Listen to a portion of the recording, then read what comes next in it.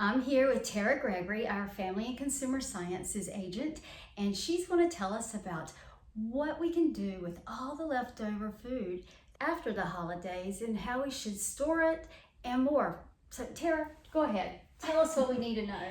Well, first thing, if you're trying to prepare ahead of time, you've got a lot of festivities coming up and you want to make a few things ahead of schedule, what you want to do is make sure that when you cook your food, you want it to cool down as quickly as possible if you're storing it in your fridge. Oh, like green bean casserole. Exactly. That's a favorite. Yes, green bean casserole, any kind of casserole that you may make, and you know it'll heat up perfectly when the time comes.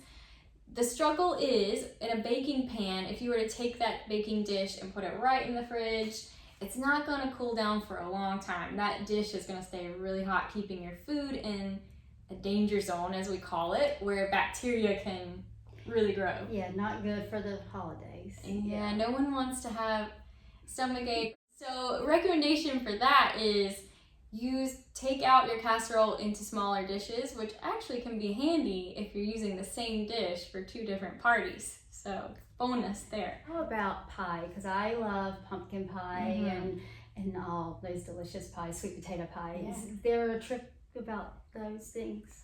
So pumpkin pie is one of my favorites too. Sometimes people will ask, do I need to refrigerate it? I don't have to refrigerate some other pies. What about a pumpkin pie? And really it depends. If you buy a pumpkin pie at the store, you buy it at room temperature, it's sitting out, you don't need to refrigerate that pie. If you make it at home yourself, you do want to refrigerate that pie to keep it safe. Now, how about other foods that could pose a danger if you leave it out too long? Oh, now that's the key right there. When we have these gatherings and people potluck style kind of bring all their food, or you're cooking a big meal for a lot of people and everybody serves themselves, enjoys it, and then the food kind of sits there and sits there and sits there.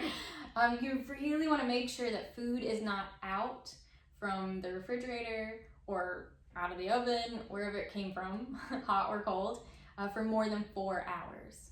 If it's sitting out more than 4 hours, toss it to lower your chances of getting sick or making someone else sick. If you want to have leftovers, don't leave the food sitting out more than 2 hours. So I've seen folks bring in foods and they'll get the little warmers, kind of warming trays, warming pans. So does that increase how long you can leave the food out if you have those under your meals? Absolutely, yes. And same with cold dishes. So if you have potato salad or deviled eggs, you can put a larger bowl or container with ice in it and set those foods on that, keep them cold. Same with the warmers. If you have a food that you want to keep warm just for enjoyment too, not just food safety, you can use those. You could also use a slow cooker. If you're thinking like gravy, you could put your gravy in the slow cooker and have it turned on, and it'll keep it at a safe temperature while everybody's enjoying it. And I know they make the slow cookers in different sizes, so there's I know we have a smaller size, so would be great. Perfect for the gravy. Yeah. So okay, well, is there any other tips you would like to offer?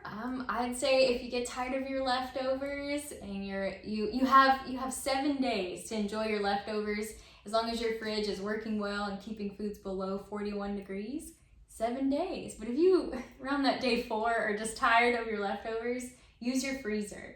You can package it up into portions that you can pop into the microwave or a pan or the oven and enjoy later. Yeah. I can't wait to try some of your tips out and to keep my family safe. So thank you. Yes, and happy holidays. Happy holidays.